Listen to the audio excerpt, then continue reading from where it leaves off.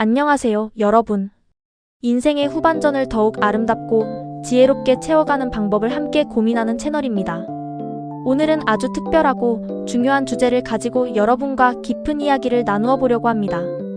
바로 품격 있는 시니어를 위한 대화법과 관계의 기술입니다. 나이가 든다는 것은 누구에게나 찾아오는 자연스럽고 당연한 과정입니다. 하지만 어떻게 나이 들어갈 것인가, 어떤 모습으로 주변 사람들과 어울려 살아갈 것인가는 전적으로 우리 자신의 선택에 달려 있습니다. 우리는 흔히 품격 있는 어르신이라고 하면 깔끔하고 세련된 옷차림을 하거나 경제적으로 아주 여유로운 사람을 떠올리기 쉽습니다. 하지만 진정한 품격은 겉모습에서 나오는 것이 아닙니다. 품격은 바로 우리의 입, 즉 우리가 내뱉는 말의 온도와 다른 사람과 맺는 관계의 모습에서 완성됩니다. 한자의 품격 품자가 입, 구자 세 개로 이루어져 있다는 사실을 가만히 떠올려 보십시오. 말이 모여서 그 사람의 격을 만든다는 아주 심오한 뜻이 담겨 있습니다. 모든 좋은 관계의 튼튼한 뿌리가 되어주는 자기 존중감과 은퇴 후 인간관계를 지혜롭게 정리하고 재편하는 비결에 대해 이야기해 보겠습니다. 많은 시니어 분들이 은퇴를 기점으로 심각한 관계의 절벽을 경험한다고 호소하십니다. 평생을 직장에 바쳐온 세월 동안 나의 사회적 위치, 내 명함에 적힌 직위가 곧 나 자신이라고 굳게 믿었는데 은퇴와 동시에 그 명함이 사라지니 만날 사람도 훌쩍 줄어들고 마음 둘 곳을 잃어버리게 되는 것입니다. 특히 우리나라의 중장년층은 업무나 성과 중심의 관계 패턴에만 익숙해져 있습니다. 일제강점기나 한국전쟁 직후의 어려운 시절을 거치며 앞만 보고 달려온 세대이기에 비업무적인 사적인 대화를 나누거나 칭찬을 주고받는 것에 매우 서툽니다. 오로지 가정을 책임지고 나라를 선진국 반열에 올리느라 고생했지만 정작 자기 자신은 따뜻한 칭찬이나 위로를 받아본 경험이 부족한 세대인 것입니다. 한국인성 컨설팅의 노주선 대표는 은퇴 후 대인관계에서 고립되지 않으려면 무엇보다 먼저 자기 존중감, 즉 자존감을 단단하게 회복해야 한다고 강조합니다. 자존감이 낮아지면 나는 평생 이렇게 열심히 살아왔고 유능한데 왜 이제 와서 사회는 나를 알아주지 않지라며 섭섭해하고 분노하게 됩니다. 그러다 결국 내가 진짜 잘하는 게 맞았나 의심하며 깊은 우울감에 빠지게 됩니다. 이제 과거에 화려했던 직급이나 사회적 지위는 훌훌 내려놓으셔야 합니다. 인생을 90세로 본다면 50대, 60대는 이제 막 절반을 지났을 뿐입니다. 앞으로 활발하게 활동할 날이 20년 이상 훌쩍 남아 있습니다. 과거에 내가 얼마나 잘 나갔든 현재 내가 발 딛고 있는 곳의 눈높이에 유연하게 맞추는 태도가 필요합니다. 그리고 아침에 거울을 볼 때마다 나 자신에게 이렇게 말해주십시오. 나는 지금까지 충분히 잘 살아왔고 내 안에는 풍부한 경험이 있으며 나의 삶은 존중받아 마땅하다고요. 내 삶을 스스로 존중하고 인정할 때 비로소 타인과의 여유롭고 건강한 관계도 시작될 수 있습니다. 나에 대한 자존감을 단단히 다졌다면 이제는 내 주변을 둘러싸고 있는 인간관계를 과감하게 한번 돌아볼 차례입니다. 우리는 흔히 나이가 들면 주변에 무조건 사람이 많아야 외롭지 않다고 생각합니다.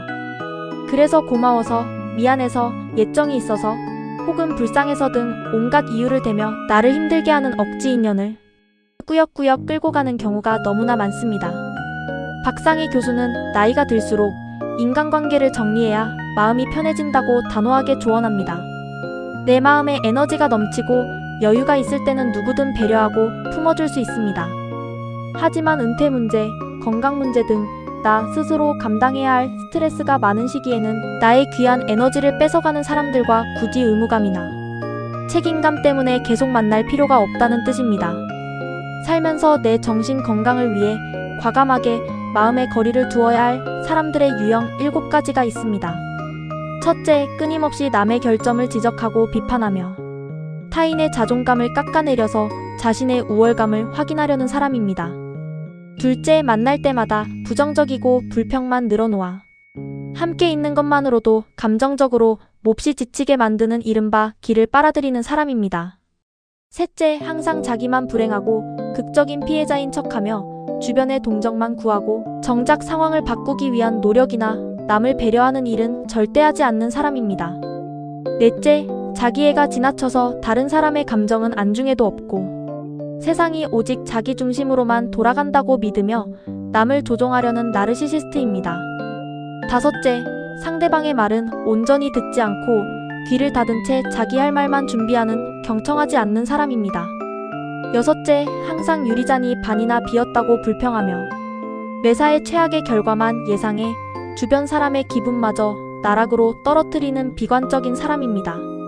마지막 일곱째, 타인에 대한 공감 능력이 철저히 부족하고 자기 생각과 감정, 자기의 이익에만 집중하는 자기밖에 모르는 사람입니다. 오래된 벗이라는 이유 하나로 혹은 아주 예전에 작은 도움을 받았다는 이유로 현재의 나를 끝없이 괴롭히고 상처 주는 사람을 곁에 둘 필요는 없습니다.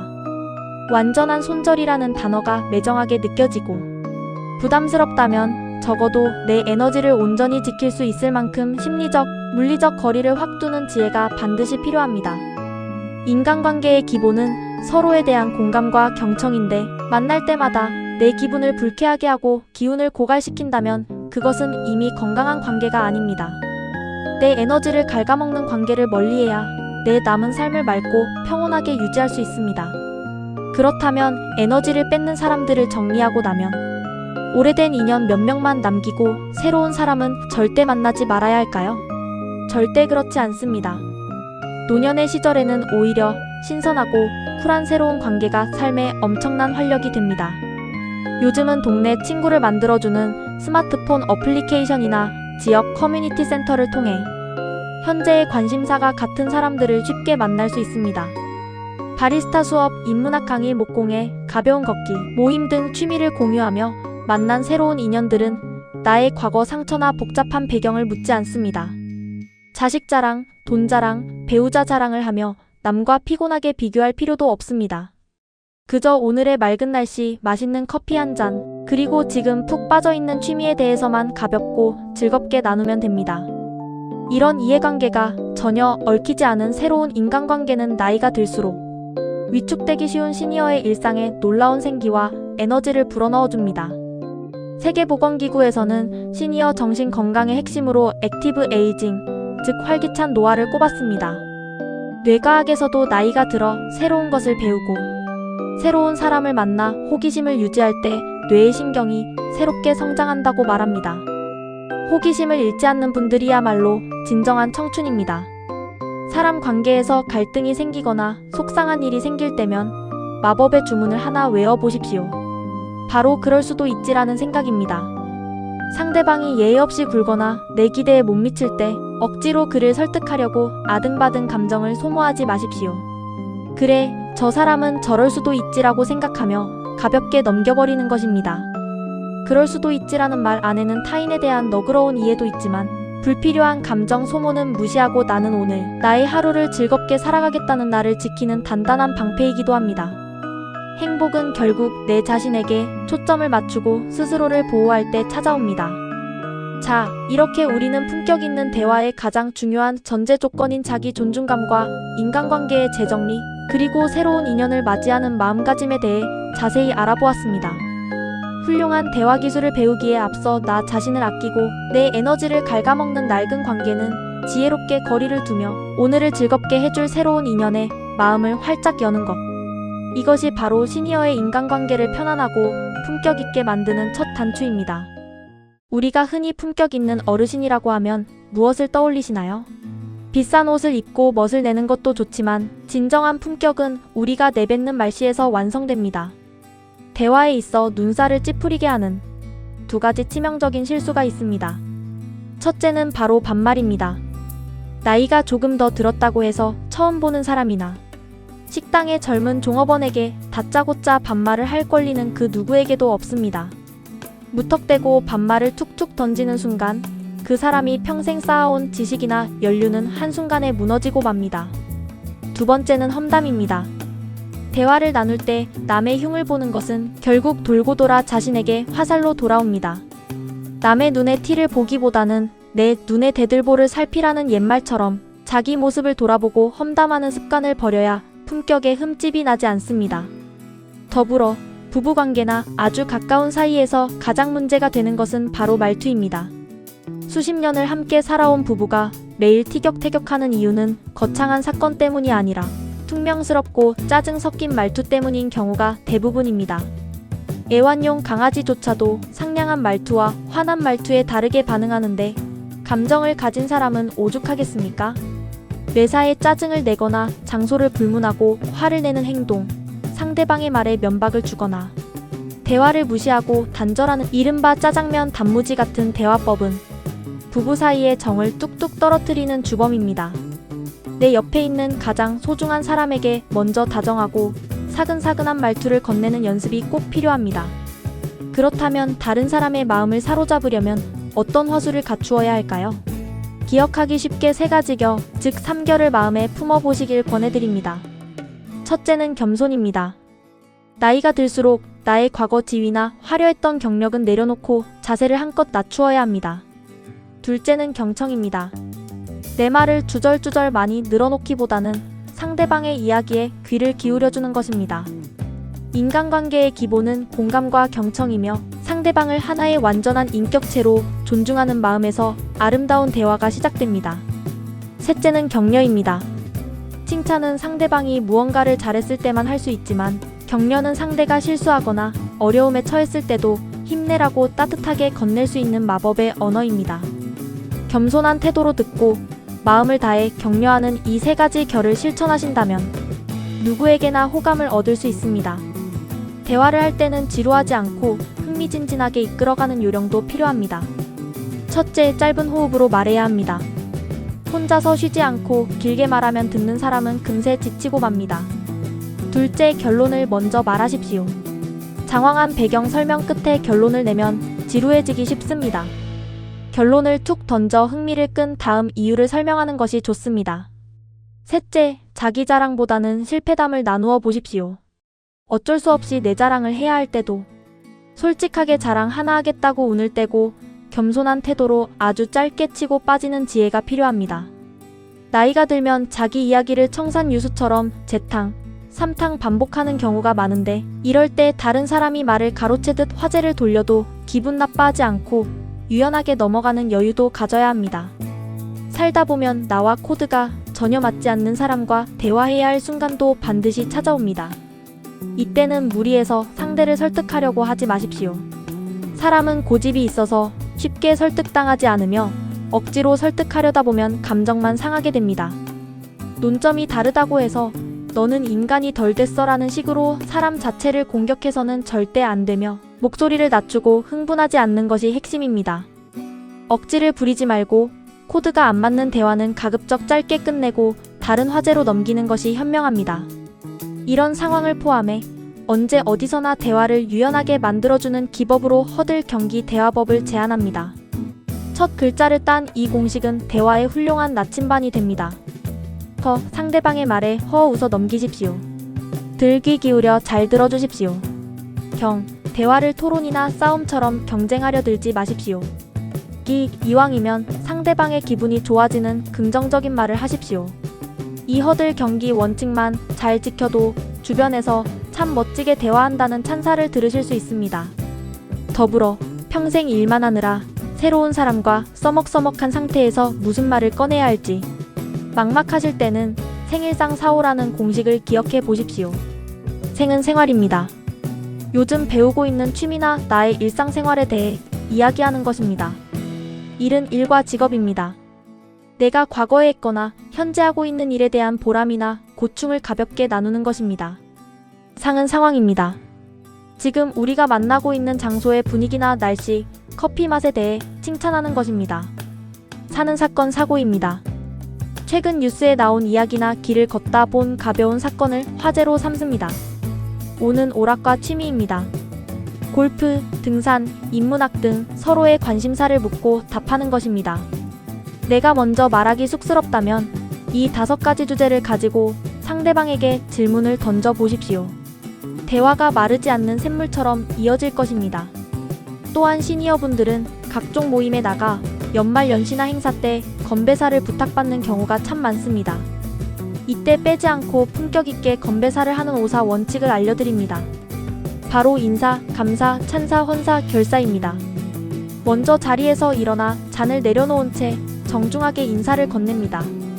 그리고 이 자리를 마련해 준 분들에게 감사를 표하고 모임의 주인공이나 참석자들의 노고에 찬사를 보냅니다. 이어서 모두의 건강과 발전을 기원하는 헌사를 올린 뒤 마지막 결사로 다 함께 잔을 들고 힘차게 건배 구호를 외치는 것입니다. 이 호사 원칙만 기억하시면 준비 없이 마이크를 잡아도 참석자 모두에게 깊은 인상을 남기는 멋진 스피치를 하실 수 있습니다. 우리의 대화에서 말의 내용만큼이나 중요한 것이 있습니다. 사람과 사람 사이의 의사소통에서 무려 55%는 몸짓, 표정, 눈빛, 옷차림 등 비언어적인 부분에서 결정된다는 사실을 아십니까? 따뜻한 눈빛과 너그러운 미소는 100마디 말보다 강한 힘을 지닙니다. 특히 대화 중 가장 효과적인 무기는 바로 웃음입니다. 상대방의 말에 허어 웃어주는 것만으로도 엄청난 긍정과 맞장구의 효과가 생기며 대화의 분위기가 순식간에 밝아집니다. 심지어 누군가 제3자의 험담을 시작해서 난처할 때도 맞장구 치는 대신 그저 허허 웃어넘기면 자연스럽게 상황을 회피하면서도 상대방의 기분을 상하지 않게 할 수 있습니다. 잘 웃는 사람은 이미지가 긍정적으로 상승하고 주변 사람들에게 깊은 호감을 줍니다.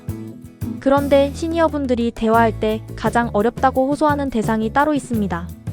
바로 까마득히 어린 젊은 세대, 혹은 머리가 굵어질 대로 굵어진 나의 성인 자녀들입니다. 사랑하는 마음은 가득한데 막상 입을 열면 잔소리가 되고 자녀들과 갈등이 생기거나 젊은 사람들에게 꼰대라는 소리를 들을까 봐 입을 닫아버리게 된다는 분들이 많습니다. 그렇다면 어떻게 해야 꼰대라는 꼬리표를 떼고 젊은 세대와 환영받는 대화를 나눌 수 있을까요?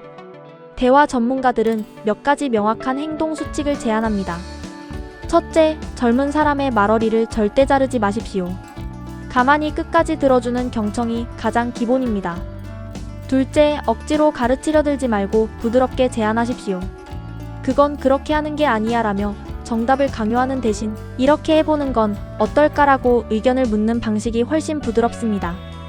셋째, 너는 왜 그러냐라고 상대를 비난하는 메시지 대신 나는 이렇게 생각한다라고 내 감정과 의견만을 전달하는 아이 메시지 화법을 사용해야 합니다. 넷째, 그건 내가 몰라서 그래, 내 말이 맞다니까 라며 말꼬리를 길게 늘리는 전형적인 꼰대식 말투를 과감히 버리십시오. 이 모든 수칙을 하나로 아우르는 아주 재미있고 기억하기 쉬운 공식이 있습니다. 바로 라떼는 마리아로 시작하는 라떼 화법을 버리고 에스프레소 화법을 구사하는 것입니다. 여기서 에스프레소란 예스, 플리즈의 줄임말입니다. 상대방의 말에 먼저 예스, 내 말이 맞아라고 긍정하며 맞장구를 쳐주고 그 다음 플리즈, 이렇게 한번 해보지 않겠니라고 부드럽게 제안하는 대화법입니다. 라떼는 마리아를 외치며 과거의 영광에 갇혀있는 대신 예스와 플리즈로 상대를 인정해주는 순간 세대의 벽은 눈 녹듯 허물어집니다. 은퇴 후에 50대, 60대는 남은 20년 이상의 인생을 새롭게 시작하는 고등학생과도 같습니다. 내가 과거에 얼마나 잘 나가는 임원이었든 간에 초등학생을 가르치려면 초등학생의 눈높이에 맞춰야 하듯 젊은 사람들과 대화할 때는 나의 화려했던 과거 지위는 내려놓아야 합니다. 특히 우리나라 중장년층은 평생을 성과와 업무 중심의 대화만 해왔기 때문에 사적이고 가벼운 스몰 토킹에 무척 서툽니다. 젊은 세대의 관심사를 외국어 배우듯 조금씩 공부하거나 그것이 어렵다면 함께 할 수 있는 가벼운 운동이나 취미 등 접점을 찾아 비업무적인 부드러운 대화를 연습하는 것이 꼭 필요합니다. 가장 중요한 마음가짐은 바로 존중입니다. 흐르는 강물처럼이라는 영화를 보면 방황하다. 세상을 떠난 아들을 향해 아버지가 우리는 온전히 이해할 수 없었지만 온전히 사랑할 수 있었다라고 고백하는 명대사가 나옵니다. 젊은 세대의 생각과 행동을 우리가 어떻게 온전히 다 이해할 수 있겠습니까? 도무지 이해가 안 가는 부분도 분명히 많을 것입니다. 하지만 온전히 이해할 수는 없어도 온전히 존중할 수는 있습니다. 그래, 너희들은 그럴 수 있겠구나라고 있는 그대로 존중해주는 마음, 그 넉넉한 마음 하나면 충분합니다. 이제 대화의 방향을 밖에서 집 안으로, 내 품에서 훌쩍 커버린 성인 자녀들에게로 돌려보겠습니다. 부모가 자녀에게 자꾸만 말이 길어지고 잔소리를 얹게 되는 이유는 단 하나, 너무나 깊은 사랑 때문입니다. 내가 살면서 겪었던 아픔이나 뼈아픈 시행착오를 내 귀한 아이만큼은 겪지 않기를 바라는 조급하고 애틋한 마음이 앞서기 때문이지요. 하지만 다 큰 자녀의 다친 마음을 여는 열쇠는 역설적이게도 말이 아니라 침묵에 있습니다. 자녀와 갈등 없이 대화하기 위해서는 세 가지 침묵의 기술을 기억하셔야 합니다. 첫 번째는 3초 멈춤의 침묵입니다. 아이가 가시 돋친 말이나 서운한 소리를 툭 내뱉었을 때 욱하는 마음에 즉각적으로 받아치거나 방어하지 마십시오. 속으로 딱 3초만 숫자를 세며 입을 다물어 보는 겁니다. 이 짧은 일시정지는 부모의 머릿속에서 감정이 폭발하는 것을 막아주는 강력한 브레이크가 됩니다. 부모가 화를 내며 치고 들어오지 않고 가만히 기다려주면 자녀는 내 말을 자르지 않고 들어주네라며 안심하게 되고 스스로 세워두었던 날 선 방어벽을 스르르 내리게 됩니다. 방어벽이 허물어져 아이가 바깥에서 겪은 힘든 일들을 털어놓기 시작한다면 두 번째 기술이 필요합니다. 바로 해결사가 아닌 방청객이 되어주는 침묵입니다. 다 큰 자녀들이 부모에게 속상함을 털어놓을 때는 완벽한 해결책이나 정답을 달라는 뜻이 아닙니다. 그들은 이미 문 밖의 치열한 세상에서 온종일 정답을 찾느라 피 터지게 싸우고 지쳐서 돌아온 참입니다. 그저 온전한 내 편이 되어달라는 간절한 신호일 뿐입니다. 그러니 섣부른 조언을 해주고 싶은 부모의 입술은 가만히 침묵하고 텔레비전 프로그램의 방청객들처럼 고개를 끄덕이며 그랬구나, 정말 힘들었겠네라고 깊이 공감해 주십시오. 부모의 따뜻한 침묵 속에서 아이들은 마음의 무거운 짐을 훌훌 털어내고 다시 세상으로 나갈 힘을 얻게 됩니다. 세 번째 침묵의 기술은 내 안의 섣부른 판단을 침묵시키고 왜 대신 무엇을 묻는 것입니다. 자녀의 행동이 답답할 때 우리는 무의식적으로 너 도대체 왜 그랬니라며 이유를 따져 묻습니다. 하지만 왜라는 단어에는 이미 너는 틀렸다는 질책과 비판이 숨어 있습니다. 아이는 취조실의 강렬한 조명 아래 앉아있는 것처럼 공격받는다고 느끼고 마음의 문을 쾅 닫아버립니다. 이제부터는 무엇이 널 그렇게 힘들게 했니로 단어 하나만 살짝 바꿔보십시오. 마주 앉아 취조하는 무서운 부모가 아니라 아이의 옆자리 벤치에 나란히 앉아 아이의 문제를 함께 바라봐주는 세상에서 가장 든든하고 따뜻한 부모가 될 수 있습니다. 여기에 더해 성인 자녀와 대화할 때는 부모님이 먼저 마음을 열고 다가가는 지혜도 필요합니다. 자녀들이 부모님의 건강이나 생활에 대해 먼저 이야기를 꺼내기 어려워할 수 있으니 부모가 솔직하게 사안을 화제로 삼아 대화를 시작해 보십시오.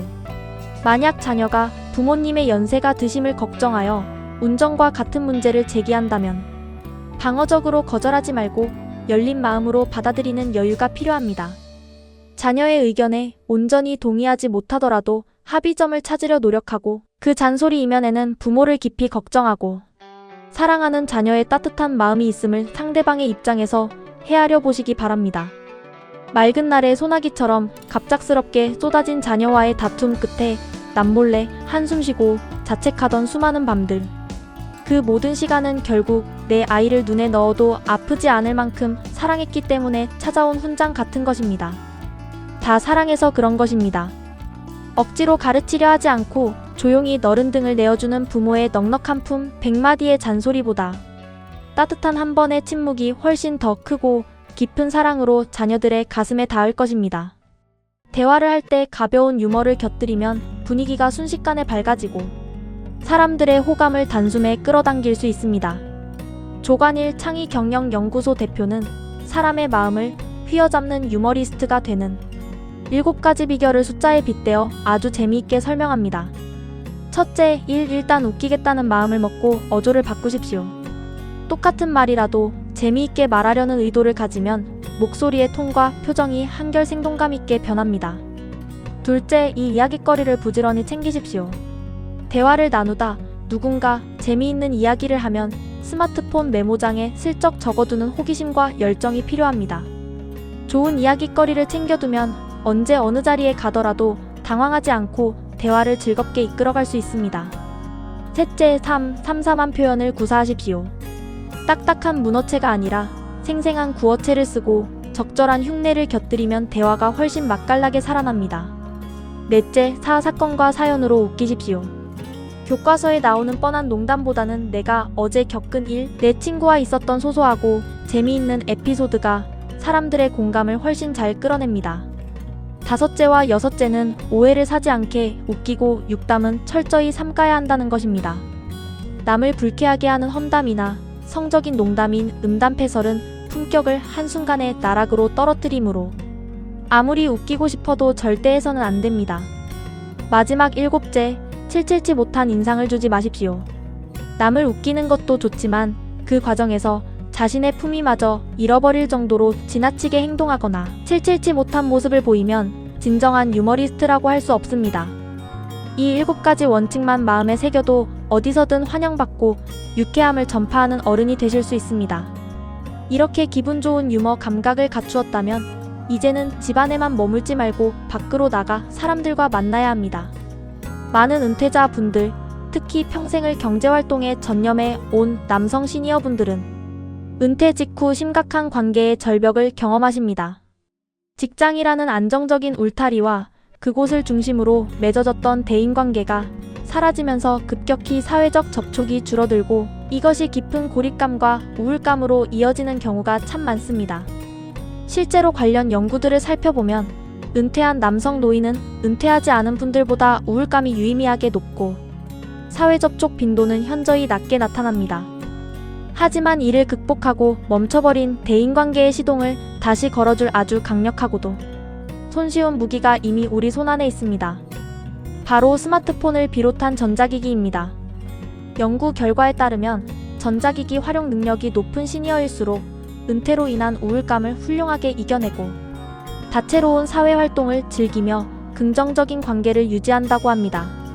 전화나 문자 메시지를 주고받는 것을 넘어서 동영상 시청, 정보 검색, 그리고 SNS와 같은 소셜미디어를 적극적으로 활용해 보십시오. 나는 나이가 많아서 기계는 잘 못 다뤄라며 지레 두려워하지 마시고 지역의 복지관이나 주민센터에서 열리는 스마트폰 활용 교육에 호기심을 갖고 참여해 보시길 권해드립니다.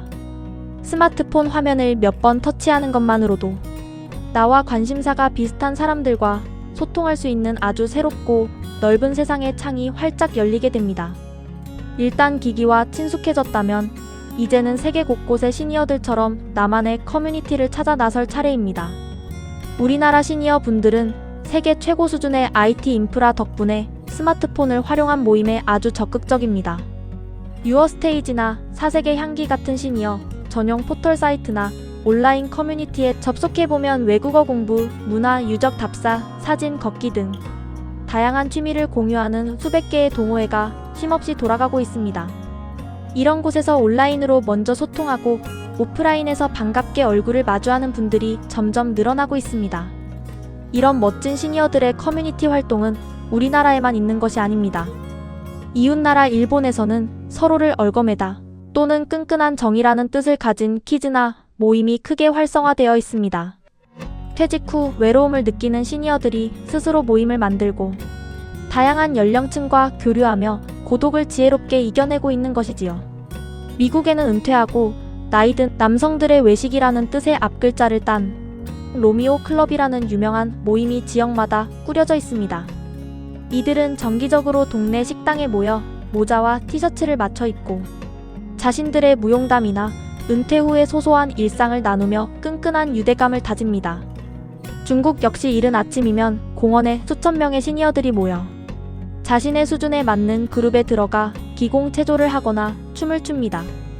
이렇듯 전 세계의 시니어들은 건강과 친구라는 두 마리 토끼를 잡기 위해 활발하게 움직이고 있습니다.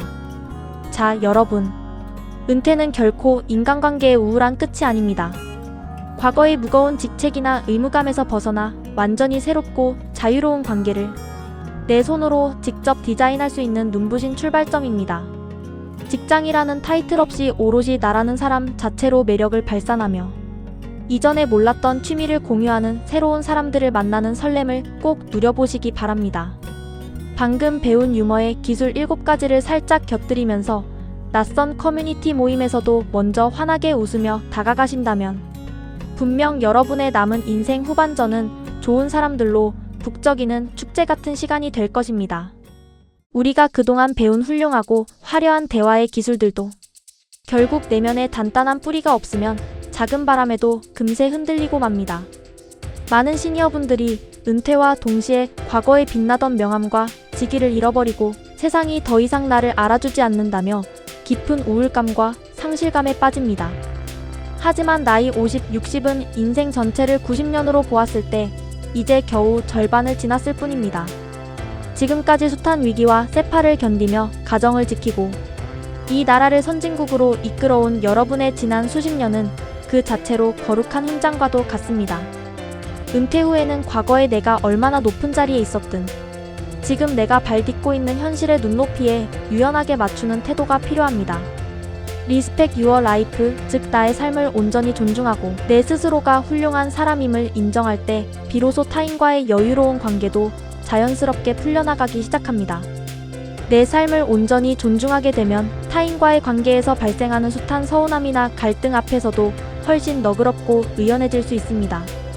나이가 들면 유독 내 뜻대로 되지 않는 인간관계나 무심한 자녀들의 태도 때문에 마음을 다치고 상처받는 일이 잦아집니다.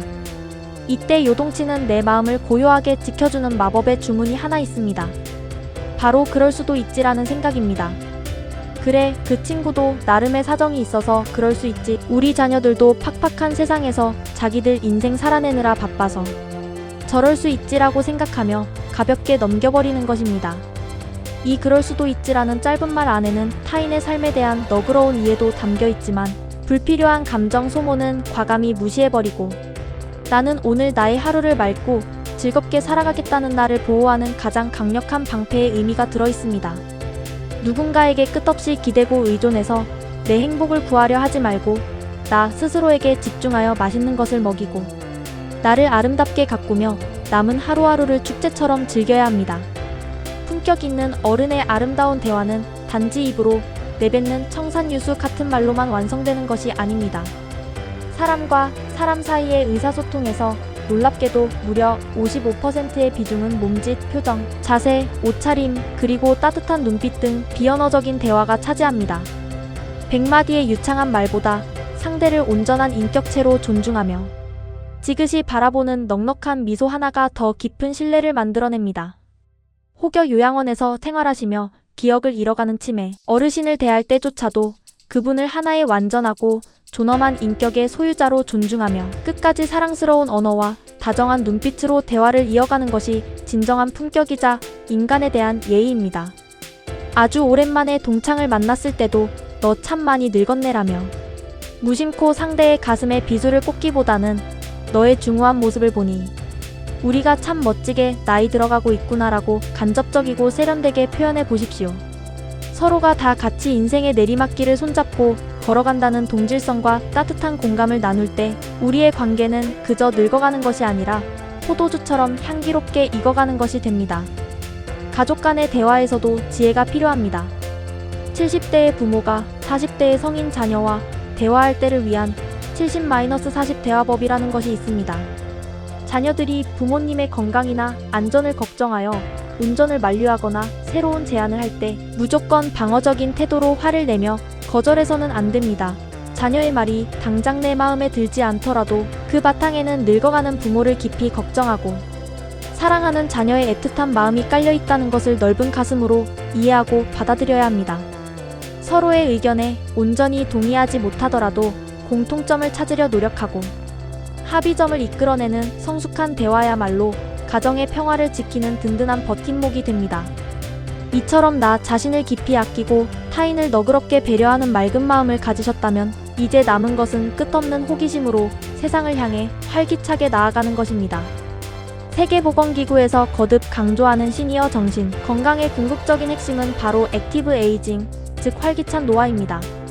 최신 뇌과학 연구에 따르면 뇌는 한번 굳어지면 끝나는 것이 아니라 나이가 들어서도 끊임없이 새로운 것을 배우고 새로운 사람을 만나고 활발하게 호기심을 유지할 때 뇌의 신경망이 새롭게 성장한다고 합니다. 나이가 들었다고 방 안에만 움츠러들지 마십시오. 우리가 지금까지 배운 멋진 대화법과 환한 웃음, 그리고 스마트폰을 비롯한 전자기기를 적극적으로 활용해 동네 커뮤니티에서 새로운 친구를 사귀는 열정을 무기 삼으십시오. 과거의 무거운 타이틀은 미련 없이 내려놓고 온전히 나라는 사람 자체의 매력으로 사람들과 소통하며 새로운 취미 모임에 발을 들이는 그 설레는 시도 자체가 이미 여러분을 가장 빛나는 청춘으로 만들어줍니다. 세상에 대한 호기심을 잃지 않고 끊임없이 배우고 움직이는 분들이야말로 영원한 현역이자 진짜 어른입니다. 사랑하고 존경하는 시니어 여러분, 한자의 품격 품자가 입 구자 세 개로 이루어져 있듯 결국 우리가 평소에 내뱉는 말의 온도와 타인을 대하는 태도가 우리 인생의 격을 완성합니다. 식당 종업원에게 함부로 반말하지 않고 보이지 않는 곳에서 남을 험담하지 않으며 늘 겸손과 경청과 격려의 자세로 내 곁의 사람들에게 먼저 다가가는 것. 다 자란 성인 자녀 앞에서는 섣부른 훈계 대신 따뜻한 방청객의 침묵으로 안아주고 코드가 도무지 안 맞는 사람과는 억지로 다투거나 감정을 낭비하지 않으며 언제나 얼굴엔 환한 미소와 가벼운 유머를 머금는 것. 이 모든 빛나는 기술들은 결국 나 스스로를 깊이 사랑하고 내 삶의 모든 궤적을 긍정하는 따뜻한 마음에서 출발합니다. 이제 여러분은 누구를 만나든 당당하고 여유로우며 곁에 있는 사람들에게 평온하고 맑은 기운을 아낌없이 나누어주는 참으로 격조 높고 멋진 어른이 되셨습니다. 은퇴는 결코 사회적 관계의 씁쓸한 끝이 아니라 온전히 나의 행복과 기쁨을 위해 자유롭게 살아갈 수 있는 가장 눈부시고 찬란한 제3기 인생의 출발점입니다. 내일 아침 거울을 보실 때는 당신이 뚜벅뚜벅 걸어온 그 위대한 삶의 여정에 아낌없는 찬사와 박수를 보내십시오. 그리고 오늘 하루도 깃털처럼 가벼운 발걸음으로 문을 나서 새로운 사람들과 정겨운 웃음꽃을 활짝 피우시길 바랍니다. 여러분이 열어갈 눈부시게 아름다운 인생 후반전을 언제나 변함없이 그리고 가장 뜨겁게 응원하겠습니다. 늘 건강하시고 매 순간 평안하고 행복하십시오. 진심으로 감사합니다.